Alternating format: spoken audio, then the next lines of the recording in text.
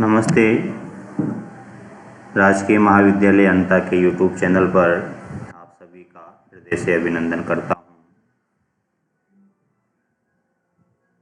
BA second year की class में हम वर्तमान में महाकाव्य परंपरा का अध्ययन कर रहे हैं और विगत कक्षाओं में हमने महाकवि कालिदास के दोनों महाकाव्यों रघुवंश और कुमार संभव का अध्ययन किया है। आज की कक्षा में हम महाकवि भारवी द्वारा रचित किरातार्जुनीयम महाकाव्य का प्रारंभ करने जा रहे हैं। किरातार्जुनीयम महाकाव्य के विषय में अध्ययन करने से पूर्व हम इसके रचयिता महाकवि भारवी के जीवन परिचय के विषय में कुछ महत्वपूर्ण जानकारियाँ प्राप्त करते हैं। महाकवि भारवी के जीवन के विषय में सूचनाओं का जो मुख्य स्रोत हैं वह हैं ऐहोल शिलालेख। ये ऐहोल शिलालेख कर्नाटक राज्य में है और ऐहोल शिलालेख से हमें भारवी के विषय में कुछ महत्वपूर्ण जानकारियाँ प्राप्त होती हैं। इसी से पता चलता है कि महाकवि भारवी का स्थिति काल 6ठी शताब्दी का उत्तरार्ध तथा 7वीं शताब्दी का पूर्वार्ध था, अर्थात 550 ईस्वी से 650 ईस्वी तक। महाकवि भारवी का निवास स्थान माना जाता है धारा नगरी। ये धारा नगरी कर्नाटक में है। भारवी का मूल नाम दामोदर मिश्र था। इनके माता पिता थे सुशीला और श्रीधर और इनकी पत्नी का नाम था रसिकवती। महाकवि भारवी जिस राजा के आश्रय में रहते थे, जिसके सभा पंडित थे, जिसके राजकवि थे, उन राजा का नाम है विष्णुवर्धन। ये जो विष्णुवर्धन हैं ये पुलकेशिन द्वितीय के लघु भ्राता हैं, अनुज हैं। महाकवि भारवी को एक उपाधि दी गई है आतपत्र। आतपत्र का अर्थ होता है छत्र या वितान। जिस प्रकार महाकवि कालिदास को दीपशिखा के नाम से जाना जाता है, उसी प्रकार महाकवि भारवी को आतपत्र की उपाधि दी गई। महाकवि भारवी का प्रिय अलंकार है अर्थांतरन्यास। अगर हम अलंकार की दृष्टि से भारवी और कालिदास के बीच तुलना करते हैं तो महाकवि कालिदास का प्रिय अलंकार था उपमा, तो भारवी का प्रिय अलंकार है अर्थांतरन्यास। भारवी का प्रिय छंद है वंशस्थ। महाकवि कालिदास का प्रिय छंद उपजाति था और भारवी का प्रिय छंद वंशस्थ है। क्यों इन्होंने किरातार्जुनीयम में वंशस्थ छंद का अधिकाधिक उपयोग किया? उसका कारण है कि किरातार्जुनीय महाकाव्य एक राजनीतिक महाकाव्य है और राजनीति का वर्णन करने हेतु वंशस्थ को सर्वाधिक उपयुक्त छंद माना जाता है। भारवी की वाणी के विषय में एक महत्वपूर्ण उक्ति है मल्लिनाथ की। उसने कहा है मल्लिनाथ ने कि नारिकेल फल सम्मितम वचः भारवेह। भारवेह वचः अर्थात भारवी की वाणी नारिकेल फल सम्मितम, नारियल के फल के समान मानी गई। नारियल के फल के समान क्यों मानी गई, क्यों तुलना की गई नारियल के फल से भारवी की वाणी की? क्योंकि महाकवि भारवी की एक प्रसिद्धि है अर्थ गौरव। भारवे अर्थ गौरवम। भारवी के अर्थ की जो गंभीरता है, भारवी की वाणी की जो गहराई है, वह गहराई बिल्कुल उसी प्रकार से है जितनी गहराई नारियल के फल में होती है। नारियल का फल दिखने में काफ़ी बड़ा दिखाई देता है, किंतु उसको तोड़ते जाते हैं अंदर से अंदर, परत दर परत, तो उसके अंदर फल काफ़ी गहरा प्राप्त होता है, काफ़ी गहराई में जाकर फल प्राप्त होता है।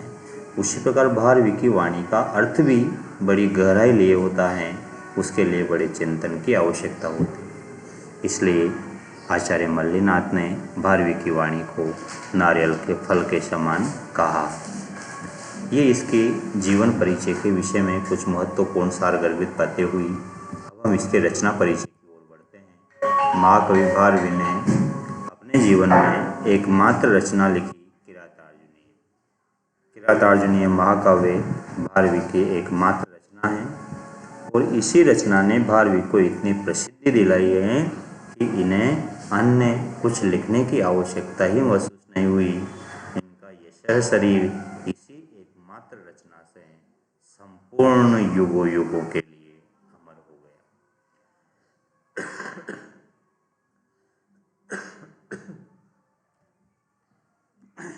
किरातार्जुनीयम नामकरण किया गया इस महाकाव्य का। इस नामकरण के पीछे क्या व्युत्पत्ति है देखिए जरा। किरातश्च अर्जुनश्च इति किरातार्जुनौ, किरात और अर्जुन दोनों के बीच इतरेतर द्वंद्व समास हुआ, किरातश्च अर्जुनश्च, और सामने समास करने के बाद समस्त पद बना किरातार्जुनौ, किरात और अर्जुन। यहाँ पर किरात का तात्पर्य शिव।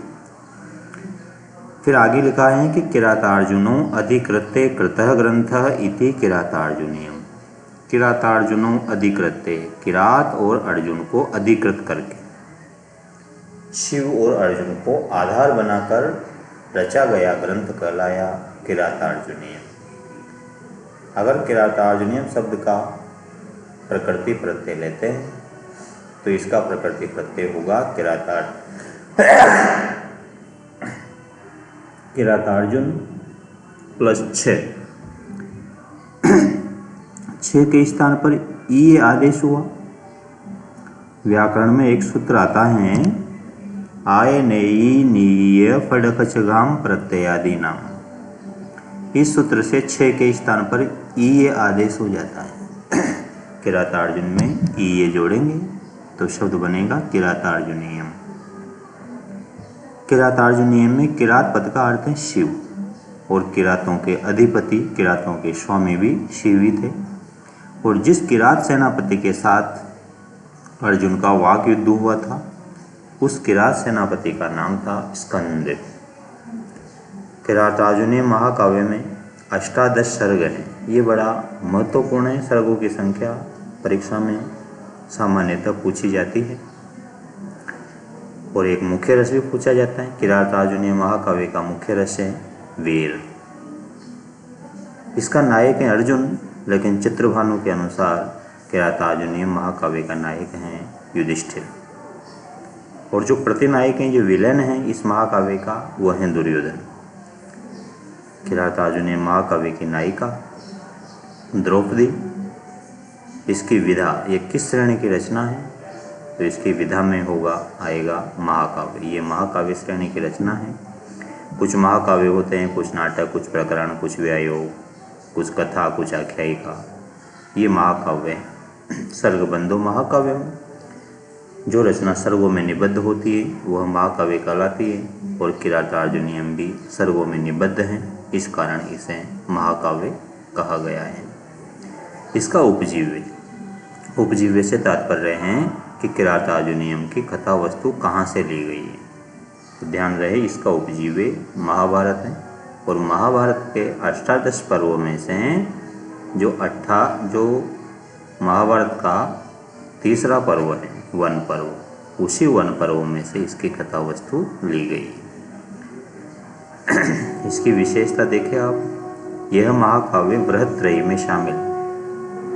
बृहत्रयी में 3 महाकाव्य आते हैं, किरातार्जुनीयम, शिशुपालवधम और नैषधीय चरितम।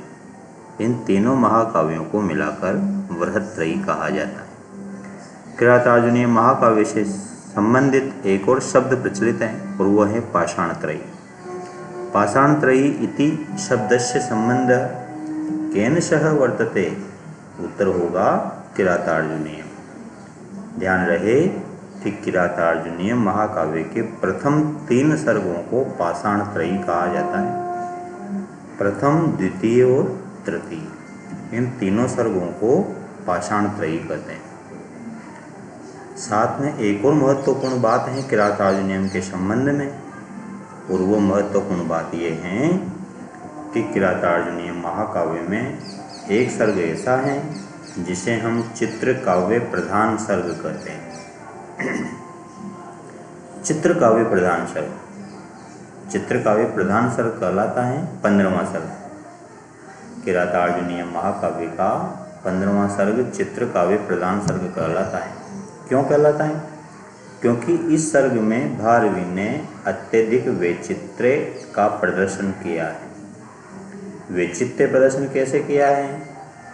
भारवी की जो कलात्मकता है, उस कलात्मकता का इसमें नितांत निदर्शन हमें प्राप्त होता है। जैसे एक वर्ण लिया और उसी वर्ण से संपूर्ण श्लोक की रचना कर दी। उस श्लोक में उस एक व्यंजन के अलावा किसी दूसरे व्यंजन का प्रयोग नहीं। जैसे no no no no no no no ना ना ना ना ना ना ना, इस प्रकार से एक पद्य आता है। उस पद्य में केवल नकार से के अलावा कोई दूसरा व्यंजन नहीं लिया गया है। कभी कभी एक चरण बनाया वारवी ने, उसी चरण को अगर उल्टा पढ़ते हैं पीछे से आगे की ओर तो वो दूसरा चरण बन जाता है। फिर दोनों चरणों को उल्टा पढ़ते हैं तो आगे के दोनों चरण बन जाते हैं। कोई श्लोक ऐसा बनाया इसने, इस प्रकार के श्लोक की रचना की कि उस श्लोक को चाहे आगे से पीछे की ओर पढ़ा जाए या पीछे से आगे की ओर पढ़ा जाए, दोनों का उच्चारण एक समान होगा। इस प्रकार की कलात्मकता का प्रदर्शन करने के कारण 15वें सर्ग को किरातार्जुनीय महाकाव्य का चित्रकाव्य प्रधान सर्ग कहा जाता है। तो प्रिय विद्यार्थियों, ये थी हमारी आज की कक्षा। अगली कक्षा में इसी महाकाव्य पर कुछ और बातें हम करेंगे। तब तक के लिए नमस्कार।